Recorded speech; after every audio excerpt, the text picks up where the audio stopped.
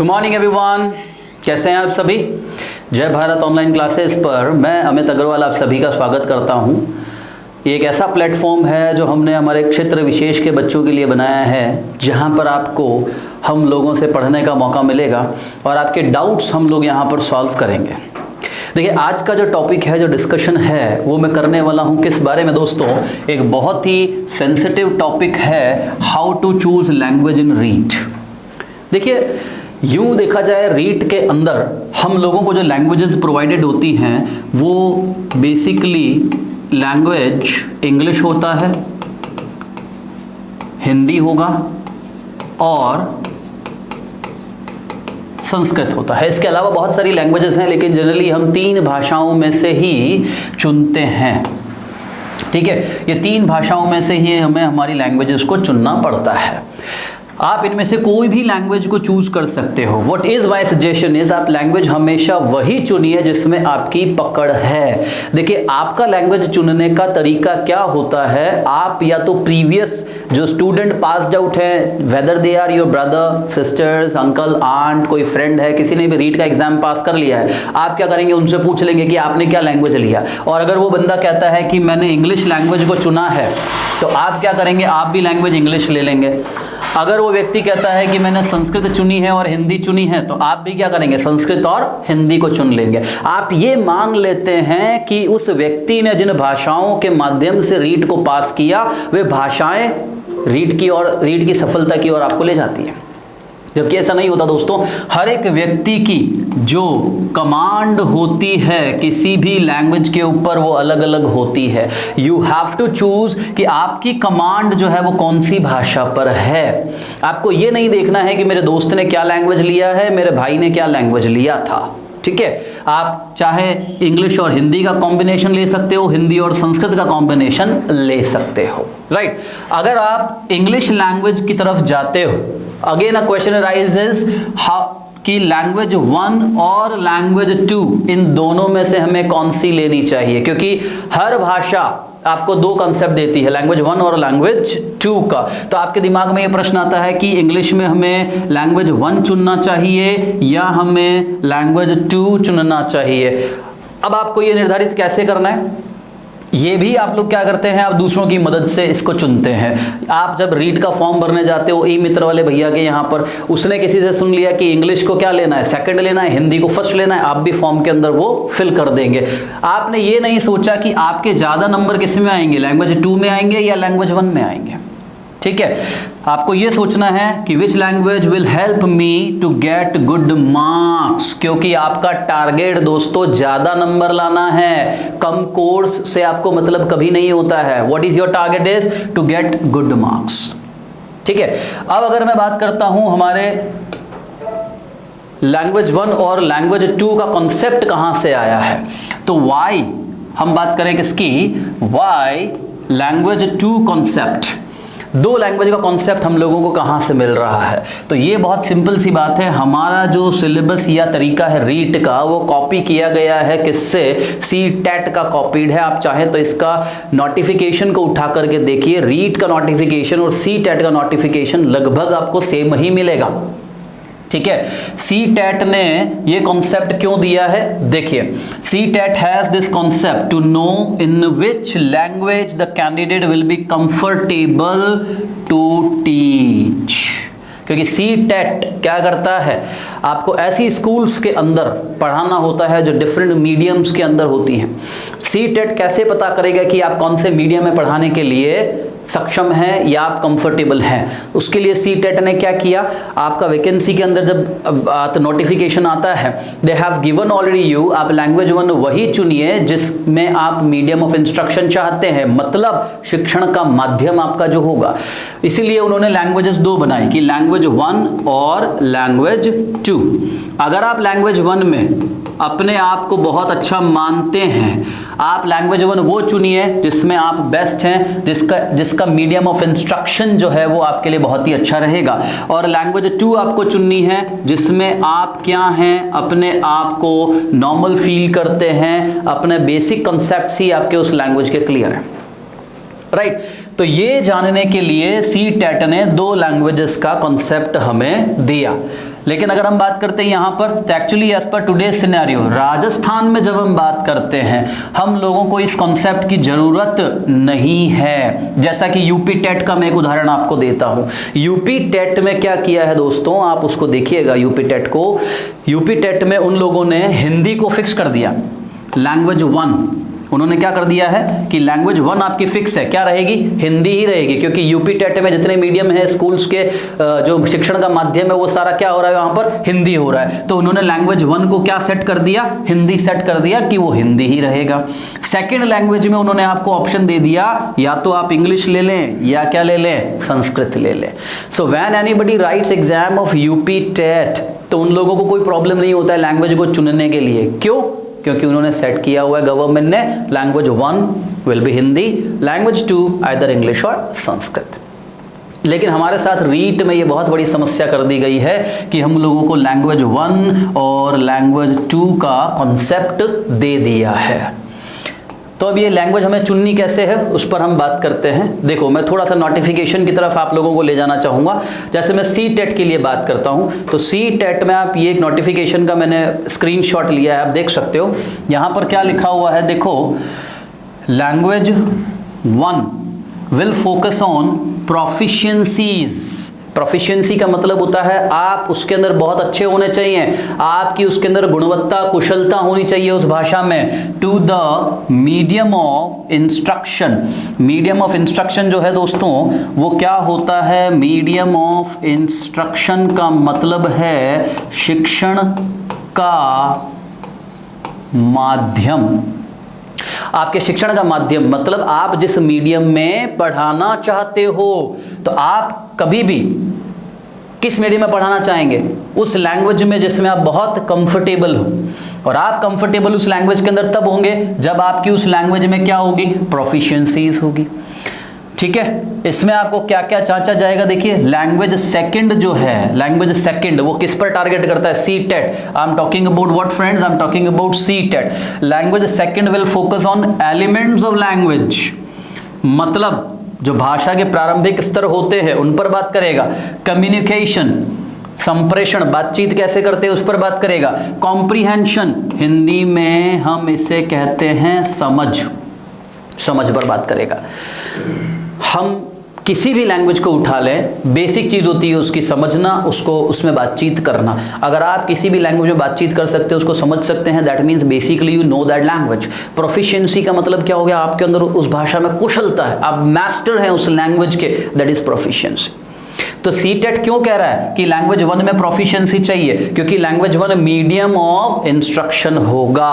Language 2 में आपसे केवल क्या मांगा है इसने, उस लैंग्वेज का आपको क्या होना चाहिए, बेसिक नॉलेज होना चाहिए। Basic knowledge friends, mind the words. Language 1 C TET में लैंग्वेज 1 प्रोफिशिएंसी मांगती है, सी टेट में लैंग्वेज 2 बेसिक नॉलेज रिक्वायर करती है। ठीक है, that is about C TET. ये हो गया हमारा किसके बारे में, सी टेट के बारे में हो गया। अगर मैं इसी चीज को आपको कंफर्म करूं किसके साथ में, देखिए रीट के साथ अब हम बात करते हैं। रीट में भी देखिए मैंने यहाँ पर दिखा रखा है आप लोगों को, थोड़ा सा क्लियर कम हो सकता है आप लोगों को, मगर फोकस करिएगा आप इस पर। जब हम बात करते हैं किसकी, रीट की, रीट में क्या कह रहा है, भाषा 1 का चयन। ठीक है, आवेदन पत्र में अंकित भाषा सूची से ही किया जाना चाहिए। इसमें वह भाषा होगी जो शिक्षण का माध्यम, medium of instruction. Same line मिल रहा है दोस्तों। सी टेट, आपको सी टेट ने भी क्या कहा, लैंग्वेज 1 कौन सी होनी चाहिए, जो आप शिक्षण का माध्यम रखना चाहते हो। रीट भी आपको क्या कह रहा है कि लैंग्वेज 1 कौन सी होनी चाहिए, जो आपका शिक्षण का माध्यम होना चाहिए। राइट, दोनों के अंदर सेम लैंग्वेज लिखा हुआ है, फोकस ऑन द लैंग्वेज। मैं इतना क्यों समझा रहा हूं, ताकि आपके दिमाग से इस चीज को दूर कर सकूं कि आप लैंग्वेज कैसे चुनोगे। ठीक है, तो यहां पर देखिए सी टेट और रीट दोनों में लैंग्वेज 1 के लिए सेम चीज लिखा गया है।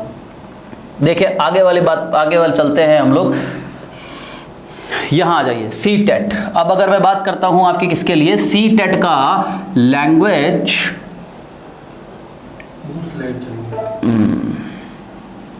सी टेट का लैंग्वेज 1 का जो कोर्स है वो क्या दिया हुआ है, मैं देखिए सी टेट का हमें क्या दिया हुआ है, लैंग्वेज 1 का कोर्स क्या दिया हुआ है, लैंग्वेज कॉम्प्रीहेंशन। लेकिन इसमें ध्यान रखिए 2 पैसेज दिए जा रहे हैं जो प्रोज और ड्रामा से रिलेट कर रहा है। दोस्तों किससे रिलेट कर रहा है, वो प्रोज और ड्रामा से, मतलब लिटरेचर वाला हिस्सा डाल दिया गया है सी टेट की लैंग्वेज 1 में।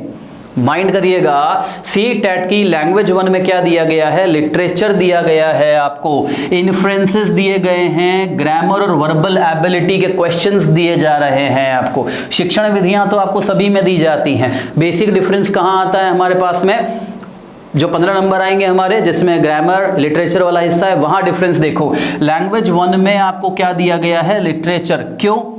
अगर आप हिंदी का साहित्य पढ़ते हैं तो इसका मतलब आप हिंदी में कुशल हुए या अकुशल हुए। ऑब्वियसली आप हिंदी भाषा में क्या हो जाएंगे, कुशल हो जाएंगे।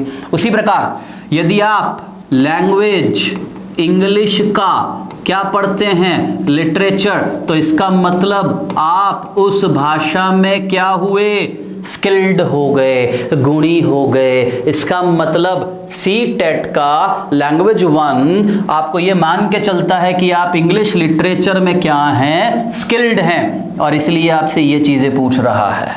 समझ गए आप? सी टेट का लैंग्वेज 1 लिटरेचर पूछ रहा है क्योंकि वो मानता है कि आप इस भाषा में क्या हैं, स्किल्ड हैं।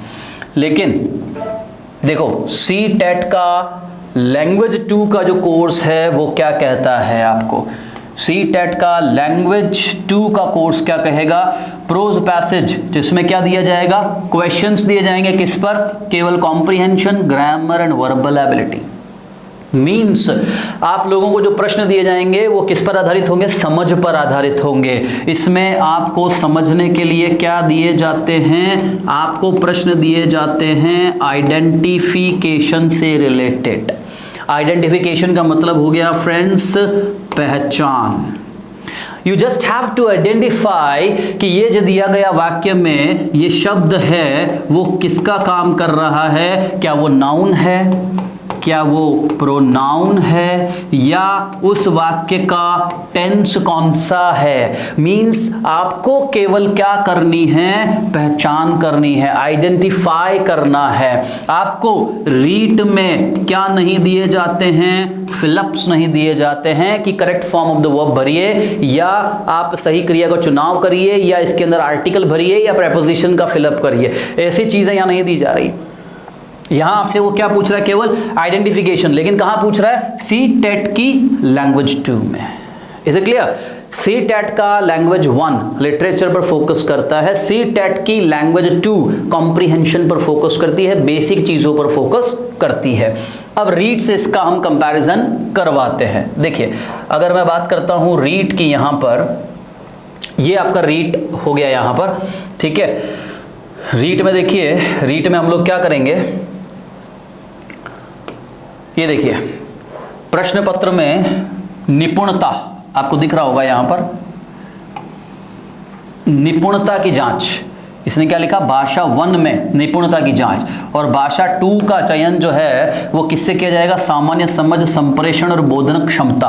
मतलब रीट ने जो सी टेट की लैंग्वेज थी उसको हिंदी में परिवर्तित कर दिया कि लैंग्वेज 1, सी टेट का लैंग्वेज 1 भी निपुणता की बात करता है, रीट का लैंग्वेज 1 भी निपुणता की बात करता है। सी टेट का लैंग्वेज 2 बोधन क्षमता, सामान्य भाषा की बात करता है, रीट का लैंग्वेज 2 भी सामान्य भाषा, संप्रेषण और बोधन क्षमता की बात करता है। मींस दोनों वैकेंसी में कॉमन चीज आपको दिख रही होगी, राइट। लेकिन देखिए अब इसने गड़बड़ क्या कर दी, रीट ने क्या गड़बड़ किया दोस्तों, देखो रीट के हम बात करें यहां पर, सिलेबस की जब आप बात करते हो यहां पर देखो, यहां पर हम बात चलें,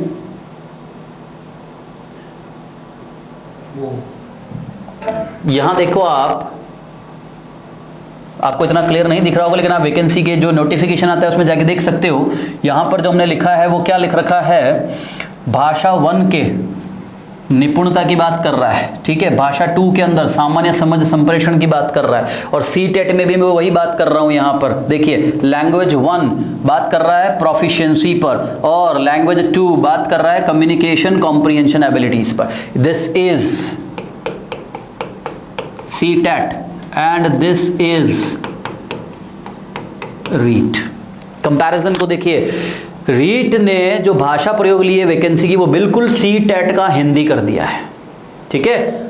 उसने बिल्कुल भाषा के अंदर परिवर्तन नहीं किया, बिल्कुल वही शब्द लिखे हैं, प्रोफिशिएंसीज, गुणवत्ता, कम्युनिकेशन, संप्रेषण, ये सब कुछ इसने लिख दिया। लेकिन रीट ने क्या नहीं किया, इसने थोड़ा सा अलग होने के चक्कर में सिलेबस को उल्टा कर दिया। कैसे, वो मैं आपको दिखा देता हूं। देखो,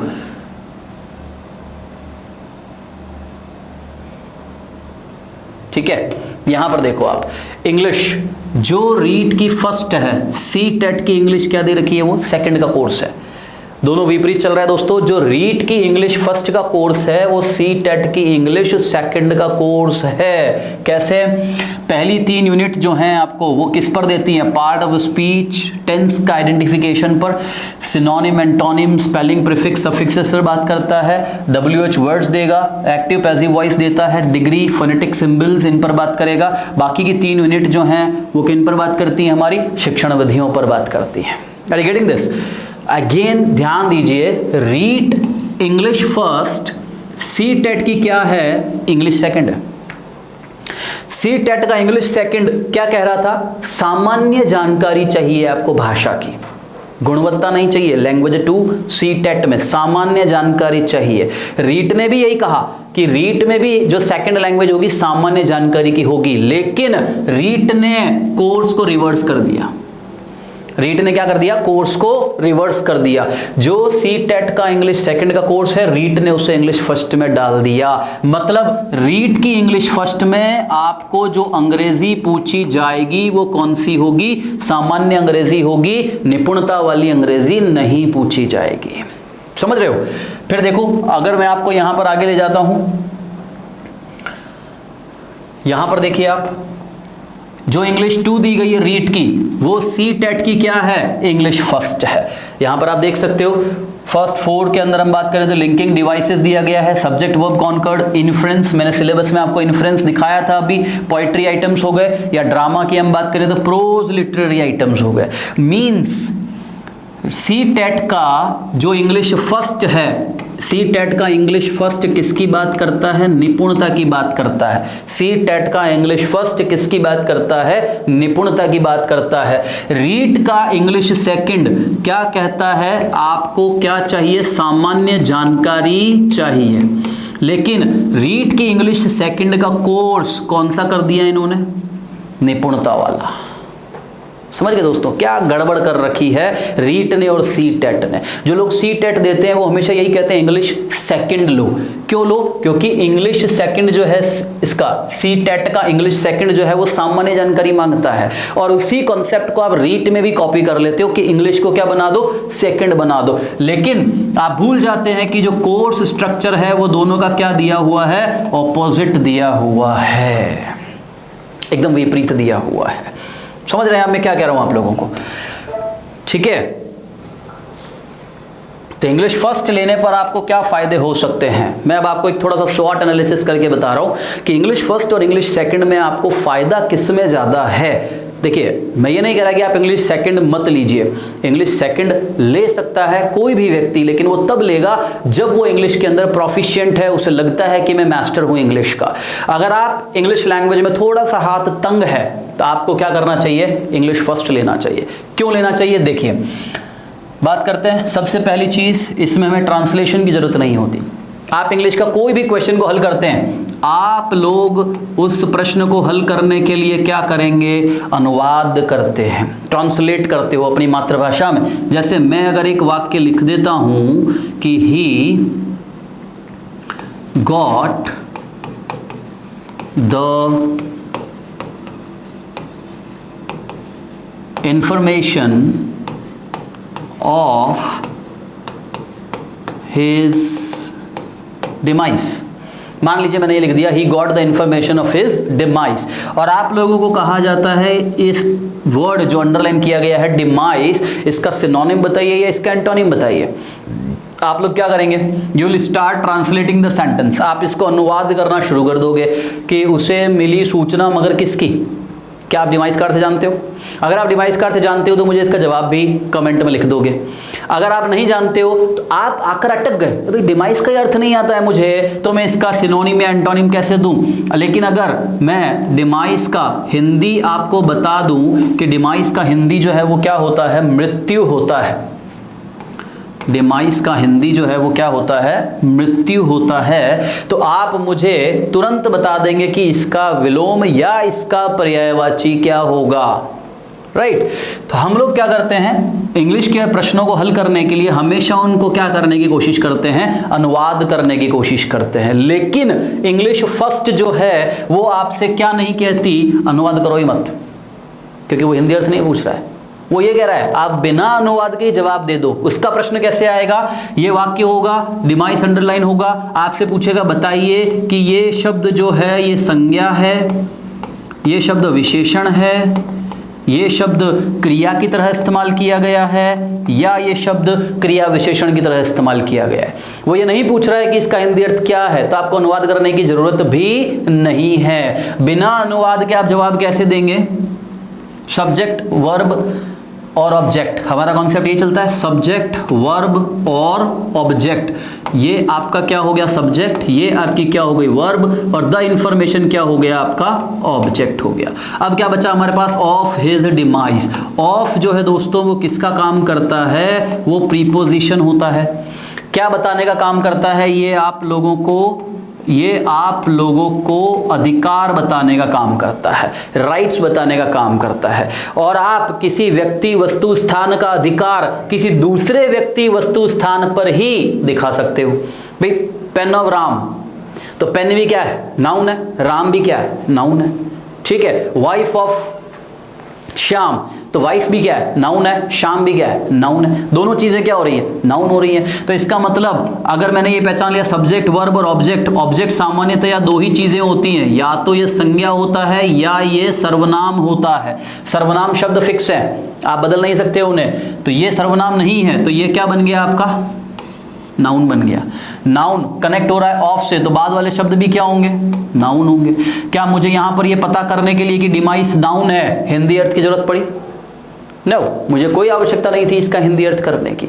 यही मैं आपसे कह रहा हूं, इंग्लिश फर्स्ट में आप लोगों को ट्रांसलेशन की जरूरत बिल्कुल नहीं पड़ती है। आप इंग्लिश के जवाब इंग्लिश में ही दे सकते हो, पर आपकी जो स्पीड है वो तभी बनेगी जब आप इंग्लिश को इंग्लिश में ही हल करते हो।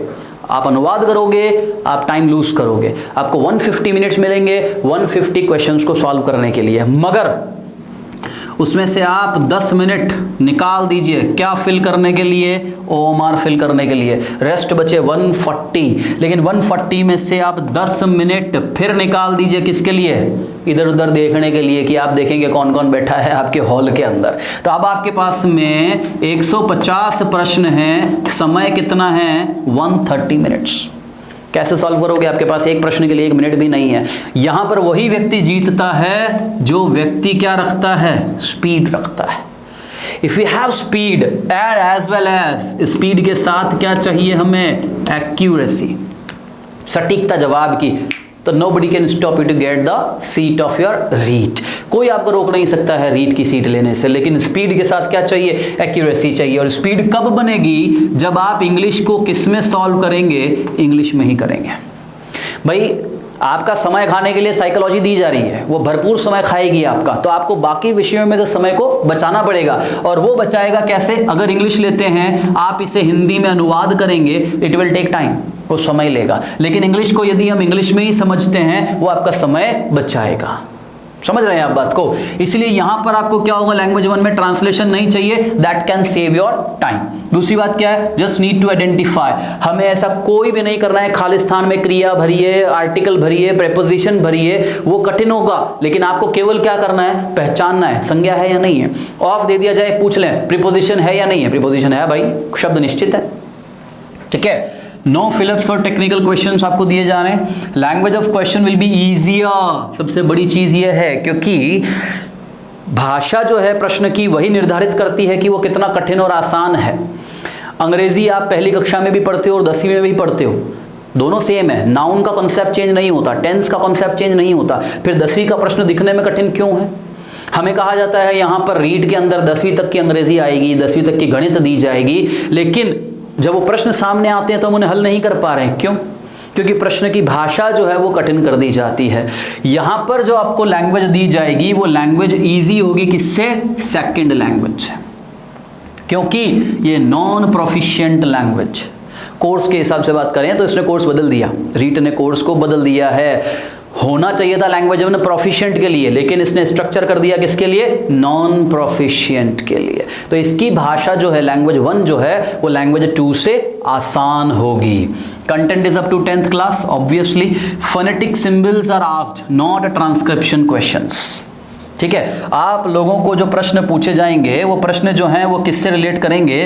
वो प्रश्न जो हैं वो बात करेंगे आपको फोनेटिक सिंबल्स को लेकर के बात किए जाएंगे। वो प्रश्न बात नहीं कर रहे हैं आप लोगों से फोनेटिक ट्रांसक्रिप्शन की, जबकि लैंग्वेज 2 जो है वो आपसे क्या पूछती है? फोनेटिक ट्रांसक्रिप्शन पूछती है। कैसे? जैसे मान लीजिए कि हमें यहाँ पर दे दिया जाता है बर्ड, राइट? आपको क्या पूछा जाएगा? ये अंडरलाइन कर दिया है। अब इसका फोनेटिक सिंबल आपको केवल पहचानना है, राइट? पहचानने के लिए you may be given certain options like कि भाई आपको ये ऑप्शन दे दिया जाए ए, ये ऑप्शन आपको दे दिया गया है बी, इस ऑप्शन को हम रख देते हैं सी, और ये एक ऑप्शन और हमें दे दिया गया है क्या? डी। आपको केवल क्या करना है? आई आर का साउंड कौन सा इन चारों में से आपको पहचानना है। लेकिन लैंग्वेज 2 क्या करती है? वो आप लोगों को इस तरह से पूरा ट्रांसक्रिप्शन लिख करके देगी। इस तरह से पूरा ट्रांसक्रिप्शन लिख करके देती है। तो आप लोगों को लैंग्वेज 1 में केवल चिन्हों को पहचानना होता है, जबकि लैंग्वेज 2 में पूरे ट्रांसक्रिप्शन की आपको आवश्यकता होती है। So that is another difference. ठीक है, अगर हम इतना करते हैं तो यहाँ पर 30 में से 30 लाना हमारे लिए आसान होता है। मैं नहीं कह रहा कि लैंग्वेज 2 में 30 में से 30 नहीं आएंगे, आ सकते हैं, लेकिन लैंग्वेज 1 में 30 में से 30 नंबर लाना लैंग्वेज 2 के मुकाबले क्या है? आसान होता है। इसका डीमेरिट क्या है? कमी क्या है इसकी? एक ही कमी है, course content is more than language second. हम लोगों को ये फील होता है पार्ट ऑफ स्पीच 8 है, टेंस, एक्टिव, पैसिव, ये इतना सब कुछ पढ़ेंगे, इतना लंबा कोर्स हो जाएगा इसका। इसीलिए लोग लैंग्वेज फर्स्ट को छोड़ करके लैंग्वेज 2 पर चले जाते हैं। किस लिए? कोर्स कम पढ़ना पड़ेगा। मगर मुझे ये बताइए, आपको क्या चाहिए? आपको 30 में से 30 नंबर चाहिए या आप लोगों को कोर्स कम पढ़ना है? ये आपको डिसाइड करना पड़ेगा। ठीक है, लैंग्वेज 2 की मैं यदि बात करता हूँ कि लैंग्वेज 2 क्या कहता है हमें, देखो लैंग्वेज सेकंड की यदि हम बात करते हैं, इंग्लिश लैंग्वेज सेकंड, इसके मेरिट्स और डीमेरिट्स की बात करते हैं। जहाँ तक मुझे लगता है इसका एक ही मेरिट है कि इसका कंटेंट लेस है। आप कम समय में इसको फिनिश कर लेते हो, बहुत छोटी छोटी सी चीज़ें इसमें दी गई हैं। लेकिन इसकी डीमेरिट क्या है? सबसे पहली आपको अंडरस्टैंड करना पड़ेगा आइदर इन इंग्लिश और हिंदी। अगर आप प्रश्न को इंग्लिश में ही समझ लेते हैं तो सबसे अच्छी बात है, लेकिन क्योंकि लैंग्वेज इसका थोड़ा सा डिफिकल्ट आता है, आपको क्या करना होता है? आप इसे हिंदी में अनुवाद करेंगे, क्योंकि आप अंग्रेजी में प्रोफिशिएंट नहीं हो तो आप क्या करेंगे? उसे हिंदी में अनुवाद करेंगे। यदि हिंदी में अनुवाद हो गया आप 100% जवाब दे दोगे, लेकिन यदि हिंदी में अनुवाद नहीं हुआ तो फिर आप क्या करेंगे? आप उसे छोड़ देंगे। मैं ये नहीं कह रहा कि यहाँ पर लिटरेचर जो है वो बहुत मुश्किल आता है, ऐसा कोई व्यक्ति नहीं होगा जो लिटरेचर के प्रश्न गलत कर देगा। आप अंग्रेजी साहित्य के नहीं हैं तो भी लिटरेचर के प्रश्न आप 100% सही कर लेंगे। आपकी जो कमी रह सकती है, आप जो गलती कर सकते हैं, वो कहाँ कर सकते हैं? आगे बताता हूँ आपको। यहाँ देखिए, क्वेश्चन किस पर बेस्ड होते हैं? एप्लीकेशन। एप्लीकेशन का मतलब क्या होगा यहाँ पर? उपयोग। एप्लीकेशन का मतलब प्रार्थना पत्र नहीं है, उपयोग से हम बात कर रहे हैं कि क्वेश्चन जो है बेस्ड है किस पर? एप्लीकेशन पर। एप्लीकेशन का मतलब कोई मॉडल पूछ लिया, एक वाक्य लिखा है, आपसे कहेगा मॉडल कौन सी भावना को प्रदर्शित कर रहा है? क्या ये आपको कमांड दे रहा है, क्या ये रिक्वेस्ट कर रहा है, क्या ये सजेशन दे रहा है, या ये परमिशन मांग रहा है? अब एक ही मॉडल कई जगह इस्तेमाल किया जाता है। आप उस सेंटेंस को पढ़ोगे, पढ़ करके समझोगे हिंदी में, फिर हिंदी में पता लगाओगे कि उसकी एप्लीकेशन किसकी है, कमांड है, रिक्वेस्ट है, ऑर्डर है, सजेशन है, व्हाटएवर इट इज। जब आपने हिंदी में समझ लिया तब आप अंग्रेजी में उसका जवाब दे पाएंगे। लेकिन लैंग्वेज 1 आपको एप्लीकेशन पर आधारित प्रश्न नहीं पूछ रही थी, वो पूछ रही थी किस पर, आइडेंटिफिकेशन पर। वो पूछ रही थी आपसे किस पर, आइडेंटिफिकेशन पर। समझ रहे हो, एप्लीकेशन और आइडेंटिफिकेशन दोनों में अंतर है। इसमें कंटेंट जो है वो 12वीं स्तर तक का हो सकता है। इवन एक टॉपिक इन्फ्रेंस जो दिया जा रहा है वो एमए के अंदर पूछा जाता है, 12वीं में भी नहीं आता है, इन्फ्रेंस जिसे हम लोग कहते हैं। Language of question will be difficult, क्योंकि वो आपसे क्या जांचना चाहते हैं, प्रोफिशिएंसी जांचना चाहते हैं। उन्हें पता है आपने अगर इंग्लिश सेकंड लिया, इसका मतलब अगर अंग्रेजी में बहुत अच्छे हो, आप अंग्रेजी में बहुत अच्छे हो तो लैंग्वेज ऑब्वियसली क्वेश्चन का बढ़ा दिया जाएगा, राइट। फोनेटिक ट्रांसक्रिप्शन पूछे जाएंगे आप लोगों को। ईडियम ऑफ फ्रेजेस एक अनादर थ्रेट है जो हम गलत कर सकते हैं। हिंदी की कहावत मुहावरे जो हैं उन्हें अंग्रेजी में आपसे पूछा जाता है कि इनका अर्थ क्या हो सकता है। हिंदी की हमें अच्छे से नहीं आती हैं, अंग्रेजी की समझना थोड़ा मुश्किल होगा। इन्फ्रेंस जो कि हम गलत कर सकते हैं, यहाँ पर 30 में से 30 लाना डिफ़िकल्ट है। मैं नहीं कह रहा कि नहीं ला सकते हो, लेकिन जब लैंग्वेज 1 की बात करते हैं तो it is easy to get 30 out of 30। Language second में बात करते हैं तो व्हाट माय एक्सपीरियंस टेल्स कि आप 30 में से मैक्सिमम इतने नंबर ला सकते हो। 4 नंबर की जगह मुझे दिख रही है जहाँ लगभग हर व्यक्ति गलत कर देता है। वो क्या हो सकता है, वो इन्फ्रेंस होता है, ईडियम्स होती हैं, फोनेटिक ट्रांसक्रिप्शन होता है। 1 नंबर हम यूँ ही मान लेते हैं। मैं आपसे यूँ इसलिए कह रहा हूँ दोस्तों, because I have so many students here, they have got 30 out of 30 in language 1। REET अभी तक 2 बार हुआ है। 2 बार में हमारे पास ऐसे बहुत सारे बच्चे हैं जिनके एनालिसिस के आधार पर मैं ये कह रहा हूँ, बहुत सारे बच्चों ने लैंग्वेज 1 में 30 आउट ऑफ 30 स्कोर किया है, लेकिन ऐसे कोई बच्चा मुझे नहीं मिला जिसने 30 आउट ऑफ 30 लैंग्वेज 2 में स्कोर किया है। That is according to the data we have got from the past students we taught them, right? Entire knowledge of first language is needed. आप लोगों को पूरी लैंग्वेज 1 आनी चाहिए, तभी आप लैंग्वेज 2 दे सकते हो। अगर आप ये सोचते हो लैंग्वेज 2 में टॉपिक कम है, सब्जेक्ट वर्ब एग्रीमेंट ही दिया है, ठीक है, तो सब्जेक्ट वर्ब एग्रीमेंट, सब्जेक्ट मतलब नाउन प्रोनाउन, वर्ब आपको आना चाहिए। Subject verb agreement means what, tenses आपको आना चाहिए। हो गया लैंग्वेज 1 का 4 टॉपिक, ठीक है। आपने कहा लिंकिंग डिवाइसेस हमें दिया है, गाइड में जाओगे तो आपको सेलेक्टेड लिंकिंग डिवाइसेस दिए हैं, लेकिन आप उन्हें अच्छे से नहीं समझ सकते, क्योंकि लिंकिंग डिवाइसेस का मतलब प्रीपोजिशन भी होता है, एडवर्ब भी होता है, प्रोनाउन भी होता है, कंजंक्शन भी होता है, मतलब चारों चीज़ें आ गई जो लैंग्वेज 1 में आप पढ़ रहे थे। तो लैंग्वेज 2 वही अच्छे से कर सकता है जो लैंग्वेज फर्स्ट के अंदर क्या रखता है, कमांड रखता है, ठीक है। इसीलिए मैंने क्या कहा था आपसे, प्रोफिशिएंसी आपके अंदर क्या होनी चाहिए, गुणवत्ता होनी चाहिए।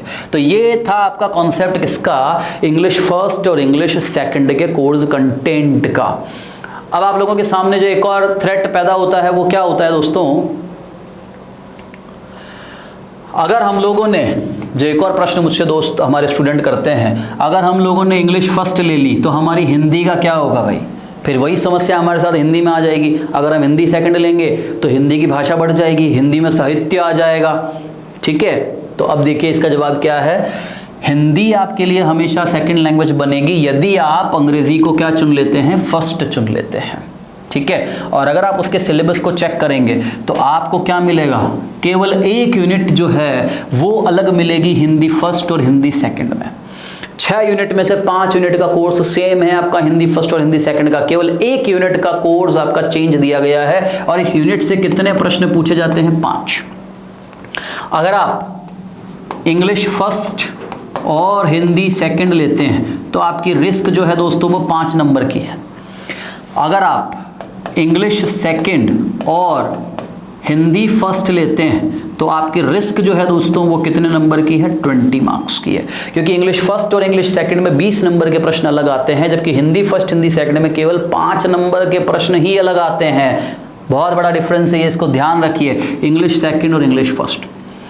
चाहे संस्कृत फर्स्ट संस्कृत सेकंड हो, हिंदी फर्स्ट हिंदी सेकंड, उनमें कोई अंतर नहीं होता है। सबसे बड़ा तकलीफ कहाँ दे दिया है सिलेबस ने, इंग्लिश फर्स्ट और इंग्लिश सेकंड में, ठीक है। दूसरी बात क्या है, हम लोग राजस्थानी हैं, हिंदी मीडियम के स्टूडेंट हैं। अब मुझे ये बताइए, अगर कोई प्रश्न हिंदी में दिया जाता है तो आपको आसानी से समझ आता है, या वो प्रश्न अंग्रेजी में होगा तो आप आसानी से समझ पाओगे, ऑब्वियसली हिंदी में होगा तो ही समझ पाएंगे। तो हिंदी के साहित्य को समझना, याद करना, पढ़ना आपके लिए अंग्रेजी के साहित्य से आसान होगा 100%।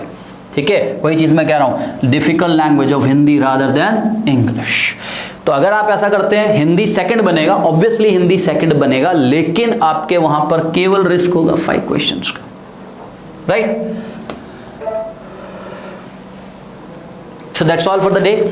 आज के लिए इतना ही मैं आपसे कहना चाहता हूं। मैंने एक छोटी सी प्रयास करा आपको ये समझाने का कि लैंग्वेज में इंग्लिश फर्स्ट और इंग्लिश सेकंड में आप कैसे चुनेंगे, कौन सा भाषा आपको चुनना चाहिए। मैं ये कतई नहीं कह रहा हूं कि आप लैंग्वेज 2 को मत लें, मैंने केवल मेरे तरफ से एक एनालिसिस आपको प्रेजेंट किया है, कि डीप एनालिसिस जो जनरली कोई इंस्टीट्यूट प्रेजेंट नहीं करता है, ये हमने केवल जय भारत ऑनलाइन क्लासेस ने आपको प्रेजेंट किया है, कि डीप एनालिसिस कि लैंग्वेज 1 और लैंग्वेज 2 को कैसे चुना जाता है। मैक्सिमम इंस्टीट्यूट आपको लैंग्वेज 2 इंग्लिश का पढ़ाते हैं दोस्तों, उसके पीछे कारण होता है उसका कोर्स कम है, उन्हें मेहनत कम करनी पड़ती है।